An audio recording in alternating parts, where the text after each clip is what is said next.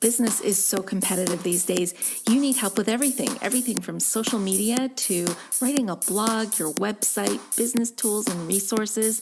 Where are you going to find all that information? Well, you just found the podcast that's going to help you. Welcome to the Laura Shipman Show. So you're planning on going to a networking meeting this week, huh? Well, you need a 30-second commercial, and it's got to be something catchy, something memorable, something that people are going to think about you the next time they need you for your particular product or service. So where do you start? You start right here on the Laura Shipman Show. Well, welcome back. I've missed you, and I'm so glad you're here on the Laura Shipman Show. And today we're going to talk all about 30-second commercials and how important they are to your business. I mean, really, when you go to introduce yourself to somebody, the first thing they pretty much ask you is, what do you do? And if you can't sum that up and grab their attention in the first 30 seconds, you're pretty much toast. So today, I'm going to give you a formula that will help you create a tagline or something special or something you need to stay top of mind. So let's dive right in.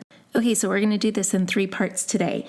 And the 3 parts are part number 1 is explain, part number 2 is describe, and part number 3 is include. The first thing we're going to tackle today is the explain section.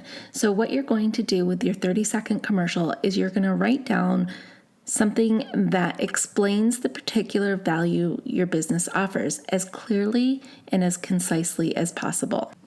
A good way to test this is actually to write a tagline or something down on your business card. And when people read that tagline in such a short amount of space, do they actually get and understand what you do? So if I was going to do this exercise, I would say, I'm a social media strategist and manager helping businesses grow their brand online.